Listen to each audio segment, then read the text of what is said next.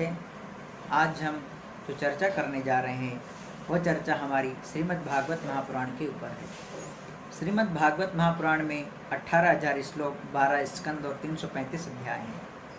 यह जो श्रीमद् भागवत महापुराण की जो कथा है वो केवल इस धरती पर ही हमें श्रवण करने को प्राप्त हो सकती है। कहा जाता है कि स्वर्गे सत्येच कैलासे वैकुंठे नास्ति अमृषम अतः पिबंतु सद्भाग्या मामा मुंचत करहिचित। यह जो श्रीमद् भागवत की जो कथा है वह स्वर्ग में, कैलाश में और वैकुंठ में दुर्लभ है। वो केवल हमें इस धरती पर ही श्रीमद् भागवत कथा श्रवण करने को प्राप्त हो सकती है। इसकी जो श्रीमद् भागवत रूपी जो अमृत है, इसको श्रवण करने पर बड़े से बड़े पापियों का उद्धार हुआ। भक्ति महारानी के जो 2 पुत्र थे, ज्ञान और वैराग्य, उनको भी श्रीमद् भागवत कथा नारद जी महाराज ने सनकादिक ऋषियों के द्वारा श्रवण कराई। उनकी भी जो जर्जर अवस्था में चले गए थे ज्ञान वैराग्य, उनको भी उनकी नवीन अवस्था यही श्रीमद् भागवत महापुराण श्रवण करने पर ही उनका उद्धार हुआ था।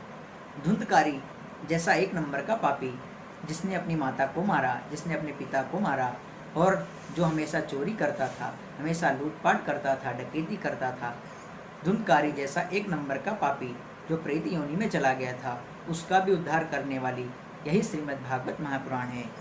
यह श्रीमद् भागवत महापुराण गोकर्ण जी महाराज ने धुंधकारी के लिए की थी। सनकादिक ऋषियों ने ज्ञान और वैराग्य के लिए कथा की थी।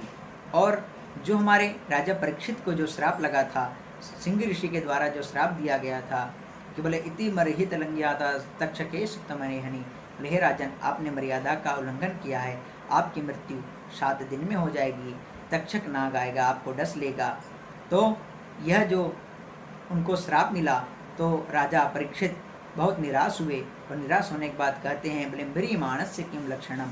सभी संतों के पास गए और वहाँ पर सभी संतों से कहने लगे बोले अगर किसी व्यक्ति को अगर पता हो कि बोले उसकी मृत्यु 7 दिन में है तो बोले कि उसे क्या करना चाहिए। इतने में ही महाराज सुखदेव जी महाराज का आगमन हो जाते हैं। सभी ऋषिगण खड़े होकर के सुखदेव जी महाराज को प्रणाम करते हैं और कैसा शुभ संकेत प्राप्त होता है कि बोले जिस समय राजा परीक्षित उत्तरा के गर्भ में पल रहे थे, उस समय भगवान श्री विष्णु, भगवान श्री कृष्ण स्वयं वहाँ पर प्रकट होकर के वहाँ पर उत्तरा के गर्भ में परीक्षित की रक्षा करी। और बोले जब आज राजा परीक्षित को श्राप भी लगा तो स्वयं भगवान श्री कृष्ण भगवान व्यास पुत्रो, भगवान श्री व्यास जी के पुत्र के रूप में आकर के राजा परीक्षित को यह कथा श्रवण कराई। इसलिए यह जो श्रीमद् भागवत की जो कथा है यह बड़े से बड़े पापियों को उद्धार करती है। और श्रीमद् भागवत की जो कथा है वह केवल इस धरती पर ही हमें श्रवण करने को प्राप्त हो सकती है।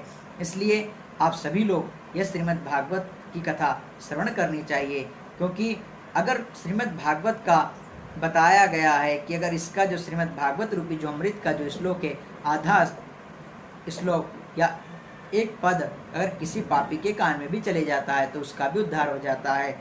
और अगर कोई मृत सैया पर अगर जा रहा हो, अगर कोई शव यात्रा निकल रही हो और पड़ोस में श्रीमद् भागवत रूपी जो कथा चल रही हो तो उसके भी कान में अगर ये श्लोक पड़ जाता है तो उसका भी उद्धार हो जाता है, उसे भी वैकुंठ प्राप्त हो जाता है। यह श्रीमद् भागवत की महिमा है। इसलिए यह श्रीमद् भागवत कथा आप सभी भी श्रवण करें और आप हमारे इस चैनल को सब्सक्राइब कीजिए, लाइक कीजिए, फॉलो कीजिए और इसी तरह की आप सभी को जानकारियाँ समय समय पर प्राप्त होती रहेगी।